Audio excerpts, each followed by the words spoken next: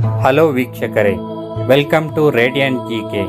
ಇಂದು ಮಹಾಭಾರತದ 13ನೇ ಎಪಿಸೋಡ್.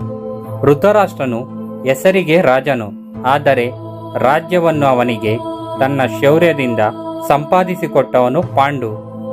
ಇದಕ್ಕಿಂತಲೂ ಮುಖ್ಯವಾಗಿ ಧರ್ಮರಾಜನು ದುರ್ಯೋಧನನಿಗಿಂತ ವಯಸ್ಸಿನಲ್ಲಿ ದೊಡ್ಡವನು. ಭೀಷ್ಮ, ದ್ರೋಣ, ವಿದುರ ಎಲ್ಲರೂ ಪಾಂಡವರನ್ನು, ಅದರಲ್ಲೂ ಧರ್ಮರಾಜನನ್ನು ಹೊಗಳುವವರೇ ಹೆಚ್ಚು. ಧೃತರಾಷ್ಟ್ರನಿಗೆ ದುರ್ಯೋಧನನನ್ನು ಯುವರಾಜನಾಗಿ ಮಾಡುವುದು ತುಂಬ ಆಸೆ, ಆದರೆ ಇದು ಅಸಾಧ್ಯವೆಂಬುದು ಗೊತ್ತು. ಮನಸ್ಸಿಲ್ಲದ ಮನಸ್ಸಿನಿಂದ ಧರ್ಮರಾಜನಿಗೆ ಪಟ್ಟ ಕಟ್ಟಬೇಕಾಯಿತು. 1 ವರ್ಷ ಕಳೆಯುವುದರೊಳಗಾಗಿ ಧರ್ಮರಾಜನ ಜನಾನುರಾಗವು ಬಹಳ ಹೆಚ್ಚಿತು. ಭೀಮ, ದುರ್ಯೋಧನರು ಬಲರಾಮನ ಬಳಿ ಗದಾಯುದ್ಧ ತಂತ್ರವನ್ನು ಕಲಿಯುತ್ತಿದ್ದರು. ಎಲ್ಲ ಶಿಷ್ಯರಿಗೂ ಸಮಾನವಾಗಿಯೇ ಕಲಿಸಿಕೊಡುತ್ತಿದ್ದ. ಬಲರಾಮನಿಗೆ ದುರ್ಯೋಧನನನ್ನು ಕಂಡರೆ ಅದೇನೋ ವಿಶೇಷವಾದ ಅಭಿಮಾನ. ಇದೇ ಕಾಲದಲ್ಲಿಯೇ ಅರ್ಜುನನಿಗೂ ಬಿಲ್ಲು ವಿದ್ಯೆಯಲ್ಲಿ ಪರಿಣತಿ ಪೂರ್ಣಗೊಳ್ಳುತ್ತಾ ಬಂದಿತು. ದ್ರೋಣನು, ಅರ್ಜುನ, ಹೆಮ್ಮೆ ಪಟ್ಟುಕೊಳ್ಳಬೇಡ. ಇಡೀ ಪ್ರಪಂಚದಲ್ಲಿಯೇ ಒಬ್ಬನನ್ನುಳಿದು ನಿನ್ನಂಥ ಬಿಲ್ಲುಗಾರನಿಲ್ಲ. ಆ ಒಬ್ಬನೆಂದರೆ ನಿನ್ನ ಸೋದರ ಮಾವನ ಮಗ ವಾಸುದೇವ. ಆ ಕೃಷ್ಣನೊಬ್ಬನು ನಿನ್ನ ಸ್ನೇಹಿತನಾಗಿ ಬಿಟ್ಟರೆ 3 ಲೋಕದಲ್ಲಿಯೂ ನಿನ್ನನ್ನು ಯಾರೂ ಜಯಿಸಲಾರರು. ಕೃಷ್ಣನು ನಿಮ್ಮಗಳ ಬಗ್ಗೆ ಕೇಳಿರುವನು. ಸದ್ಯದಲ್ಲಿಯೇ ನೀವು ಭೇಟಿಯಾಗುತ್ತೀರಿ ಎಂದು ಅಭಿಮಾನದಿಂದ ನುಡಿದನು. ವಿದ್ಯೆ ಮುಗಿಸಿದ ಅರ್ಜುನನು ದಿಗ್ವಿಜಯ ಹೊರಟು 4 ದಿಕ್ಕುಗಳಲ್ಲಿಯೂ ಅನೇಕ ರಾಜ್ಯಗಳನ್ನು ಗೆದ್ದು ಕೌರವ ರಾಜ್ಯಕ್ಕೆ ಸೇರಿದನು. ಕೌರವರ ಅಸೂಯೆ ದಿನದಿನಕ್ಕೆ ಹೆಚ್ಚುತ್ತಿತ್ತು. ಧೃತರಾಷ್ಟ್ರನು ಇದಕ್ಕೆ ಹೊರತಾಗಿರಲಿಲ್ಲ. ಪ್ರಜೆಗಳು ಧೃತರಾಷ್ಟ್ರನು ಕುರುಡ, ರಾಜ್ಯವಾಳಲು ಅವನ ಕೈಯಲ್ಲಾಗುವುದಿಲ್ಲ. ಭೀಷ್ಮನು ರಾಜ್ಯ ಸಿಂಹಾಸನವನ್ನು ಬೇಡವೆಂದು ತ್ಯಜಿಸಿದವನು. ದುರ್ಯೋಧನನು ನಮ್ಮನ್ನಾಳಲು ಯೋಗ್ಯನಲ್ಲ. ಧರ್ಮರಾಜನಿಗೆ ರಾಜ್ಯ ಪಟ್ಟಾಭಿಷೇಕವಾಗಲಿ ಎನ್ನ ತೊಡಗಿರೋರೆಂದು ಗೂಢಚಾರರಿಂದ ಅರಿತ ದುರ್ಯೋಧನನ ಎದೆ ಬೇಯತೊಡಗಿತು. ಒಬ್ಬನೇ ಇರುವ ಸಮಯ ಕಾದು ತಂದೆಯ ಬಳಿಗೆ ಹೋಗಿ ತನ್ನ ನೋವನ್ನು ಹೇಳಿಕೊಳ್ಳುತ್ತಾನೆ. ಅಪ್ಪ, ನೀನು ಧರ್ಮರಾಜನಿಗೆ ಯುವರಾಜ ಪದವಿ ಕೊಟ್ಟಿದ್ದರ ಪರಿಣಾಮವಿದು, ಹೀಗೇಕೆ ಮಾಡಿದೆ ಎಂದು ಕೇಳಿದನು. ಧೃತರಾಷ್ಟ್ರನು, ಮಗು, ನಿನಗೆ ತಿಳಿಯದು. ನಾನು ಸಾಮ್ರಾಟನಾದರೂ ಈ ರಾಜ್ಯವನ್ನು ಸಂಪಾದಿಸಿದವನು ಪಾಂಡು.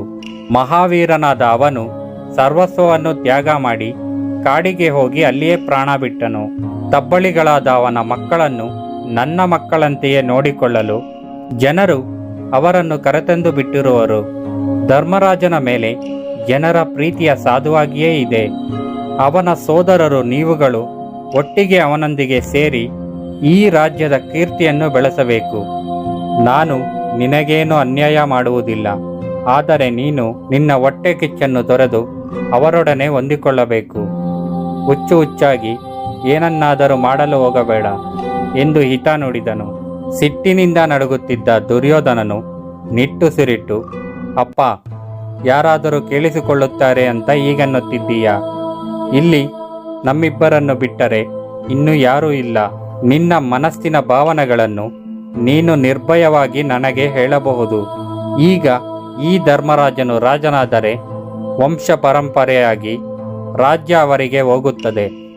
ನಾವು ನಮ್ಮ ಮಕ್ಕಳು ಅವರುಗಳ ಸೇವೆಗಳು ಮಾಡಿಕೊಂಡಿರಬೇಕಾಗುತ್ತದೆ. ಪಾಂಡವರನ್ನು ಅನುಸರಿಸಿಕೊಂಡಿರುವುದಕ್ಕಿಂತ ನನಗೆ ಸಾಯುವುದೇ ಮೇಲು.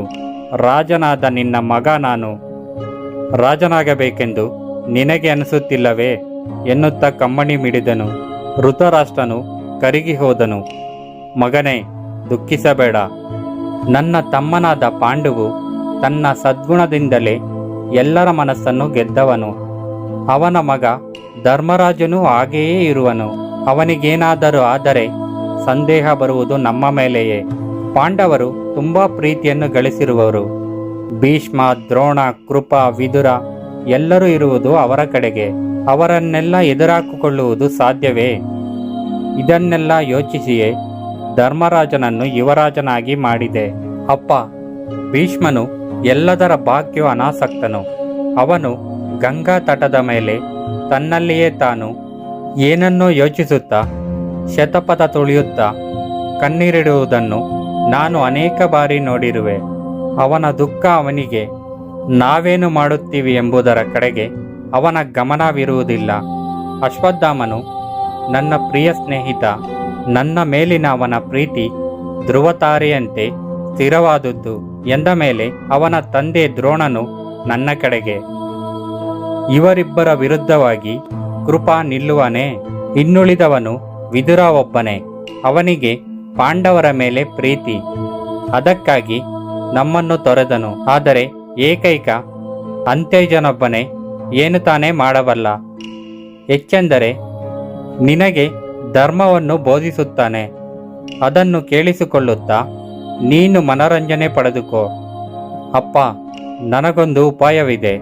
ಪಾಂಡವರನ್ನು ಕುಂತಿಯೊಡನೆ 1 ವರ್ಷದ ಮಟ್ಟಿಗೆ ದೂರದ ವಾರಣವಾತಕ್ಕೆ ಏನಾದರೂ ನೆಪದಿಂದ ಕಳುಹಿಸು. ಅಷ್ಟರಲ್ಲಿ ನಾನು ಜನರ ಪ್ರೀತಿಯನ್ನು ಗಳಿಸುತ್ತೇನೆ. ಎಲ್ಲವನ್ನೂ ಬೇಗ ಮರೆಯುವ ಜನ ಸಾಮಾನ್ಯರು ಧರ್ಮರಾಜನನ್ನು ಸುಲಭವಾಗಿ ಮರೆಯುತ್ತಾರೆ. ಪಾಂಡವರು ಒಂದು ವೇಳೆ ಹಿಂದಿರುಗಿ ಬಂದರೆ ತಮ್ಮ ವೈಭವದ ದಿನಗಳು ಇನ್ನಿಲ್ಲ ಎಂಬುದು ತಿಳಿಯುವರು. ನೀನು ನನಗಾಗಿ ಇಷ್ಟನ್ನು ಮಾಡಲೇಬೇಕು. ನಿನಗೆ ನನ್ನ ಮೇಲೆ ಪ್ರೀತಿ ಇದ್ದರೆ ನನ್ನ ಹೃದಯವನ್ನು ಬಾಧಿಸುತ್ತಿರುವ ಈ ಕೊರಗನ್ನು ತೆಗೆದುಹಾಕು. ಪಾಂಡವರನ್ನು ಹೇಗಾದರೂ ಮಾಡಿ ದೂರ ಕಳುಹಿಸು. ಉಳಿದಿರುವುದನ್ನು ನಾನು ನೋಡಿಕೊಳ್ಳುತ್ತೇನೆ ಎಂದು ಅಲ್ಲಿಂದ ತೆರಳಿದನು. ತನ್ನದೇ ಪಾಪ ಚಿಂತನೆಯಲ್ಲಿ ಅಗಳಗಣಸು ಕಾಣುತ್ತಿದ್ದ ಧೃತರಾಷ್ಟ್ರನು ಮೌನವಾಗಿ ಅಲ್ಲಿಯೇ ಬಹುಕಾಲ ಕುಳಿತಿದ್ದನು. ಮಗ ಎಂಥವನೆಂದು ಅವನಿಗೆ ಗೊತ್ತು. ಪಾಂಡವರನ್ನು ದೂರ ಕಳಿಸಿದರೆ ಅವರು ಹಸ್ತಿನಾಪುರಕ್ಕೆ ಹಿಂದಿರುಗದಂತೆ ಮುಗಿಸಿಬಿಡುತ್ತಾನೆ ಎಂದು ಅವನಿಗೆ ತಿಳಿಯಿತು. ಅದಕ್ಕೆ ತನ್ನ ಮಂತ್ರ ಆಲೋಚನೆಯನ್ನು ಸೇರಿಸಿ ಯಶಸ್ವಿಗೊಳಿಸಲು ನಿರ್ಧರಿಸಿದನು. ತನ್ನ ಗತಿಸಿದ ತಮ್ಮನ ಮಕ್ಕಳ ಬಗ್ಗೆ ಅವನಿಗೂ ಅಷ್ಟೇ ಅಸೂಯೆಯಿತ್ತು. ಆದರೆ ತಾನು ರಾಜ್ಯನಾದ್ದರಿಂದ ಹೊರಗೆ ತೋರಿಸುವಂತಿರಲಿಲ್ಲ. ತನ್ನೊಳಗೆ ಹುದುಗಿಸಿಕೊಂಡಿದ್ದನು. ಧೃತರಾಷ್ಟ್ರನು ಶಕುನಿಯ ಸ್ನೇಹಿತನಾದ ಕನಿಕ ಎಂಬುವನನ್ನು ಕರೆಸಿದನು. ಕೆಡಿನ ಯೋಚನೆಗಳಲ್ಲಿ ಚತುರನಾದ ಅವನು, ಶತ್ರುವು ಬಳಿಯುವುದರೊಳಗೆ ನಿಗ್ರಹಿಸಬೇಕು. ನಿನ್ನನ್ನು ಮಕ್ಕಳನ್ನು ರಕ್ಷಿಸಿಕೊಂಡಿರು. ಪ್ರೀತಿಯ ನಾಟಕವಾಡುತ್ತಿರು, ನೋಡೋಣ ಎಂದನು. ಈ ವಿಡಿಯೋ ನಿಮಗೆ ಇಷ್ಟವಾಗಿದ್ದಲ್ಲಿ ಲೈಕ್ ಮಾಡಿ, ಶೇರ್ ಮಾಡಿ, ಕಾಮೆಂಟ್ ಮಾಡಿ, ಹಾಗೆ ಸಬ್ಸ್ಕ್ರೈಬ್ ಮಾಡಿ. Thanks for watching. ನಮ್ಮ ಇಂದಿನ ಮಹಾಭಾರತ ವಿಡಿಯೋಸ್ಗೋಸ್ಕರ ಒನ್ ಟೈಮ್ ನಮ್ಮ ಚಾನಲ್ನ ವಿಸಿಟ್ ಮಾಡಿ. Again thanks for watching.